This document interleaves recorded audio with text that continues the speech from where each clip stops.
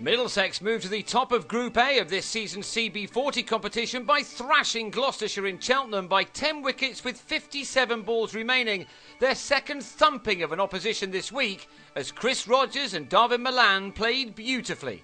On a lovely day at last, Neil Dexter won the toss and asked Gloucestershire to bat first, only for Rob Nichol, a New Zealand youngster, to start his Gloucestershire career by clipping a bemused Stephen Finn over square leg for a 6. Finn soon exacted his revenge with a quicker ball which Nichol missed time to Owen Morgan at mid-on, as Gloucestershire lost their first wicket in the 5th over with 19 runs on the board. Only 4 more had been added when Hamish Marshall edged a swipe off Toby Roland-Jones to Gareth Berg at slip. While England's bowlers were having a nightmare at the Oval, Finn was showing what they were missing with some prime deliveries. One of which he thought was good enough to have Benny Howell out leg before. The umpire didn't agree.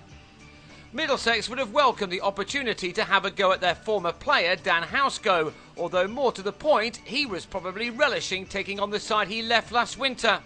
He played some lovely shots in his bright innings, one he would have thoroughly enjoyed once he got his eye in. Once Howell did the same, he also began to find his range, here depositing Tom Smith over his head for the second 6 of the match, which was being played in front of a bumper festival crowd. They were largely disappointed when Dexter bowled Howell for 28 to leave the home side on 90 for 3 in the 22nd over. Housego spent 4 years on Middlesex's books but never played a one-day game for them, so you can only imagine his delight when he recorded a half-century against them. On what was something of a 2-pace pitch, playing shots was not always that easy, but no one told Alex Gidman that, and the Gloucestershire skipper twice put balls from Dexter into members of the 4,000 plus crowd. They were both big hits. Not as big as the one from Housego though, who reached the highest one-day score of his career by launching Paul Sterling over extra cover. Importantly, just when they were going along nicely, both men were out in successive overs. Gidman on 27 skied Berg to Stephen Crook, while Housego clipped Sterling out to Rogers at long on to go for a very encouraging 68, made at a runner ball. That left Gloucestershire on 153 for 5 with 10 overs to go, but a good score looked on the cards as Ian Cobain and Ed Young then added 48 in 6 overs. But the end of their innings belonged totally to the Panthers. Cobain was bowled by Roland-Jones for a pleasing 31. Young went in the same way in the next over, bowled by Finn. The stumps were disturbed again by Roland-Jones as Jonathan Batty was also cleaned up. And James Fuller was run out in the final over by Crook in spite of a theatrical dive after coming back for a second. Gloucestershire ended their 40 overs on 214 for 9. Rogers and Malan had given their side an inspirational start in the midweek win over Essex, and this time they were going to go one better by putting on the highest ever one-day opening partnership for the county, beating the 210 posted by Paul Weeks and Ed Smith against Northumberland at Jesmond back in 2005.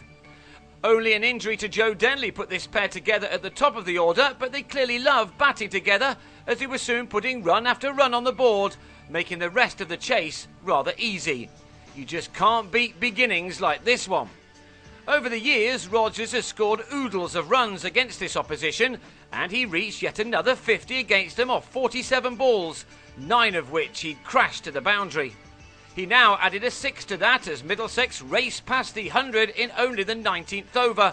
With no wickets yet lost, this was becoming something of a canter. Rogers was already into the 80s by the time that Malan got to his untroubled half-century, which had been made off 63 balls. He'd struck 6 fours. Just as he'd done in Chelmsford, Malan timed his innings impeccably, pushing on with a big 6.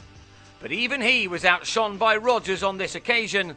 A pull took him into the 90s, and his 100 arrived off only his 90th delivery with a typically classy push down the ground for a couple.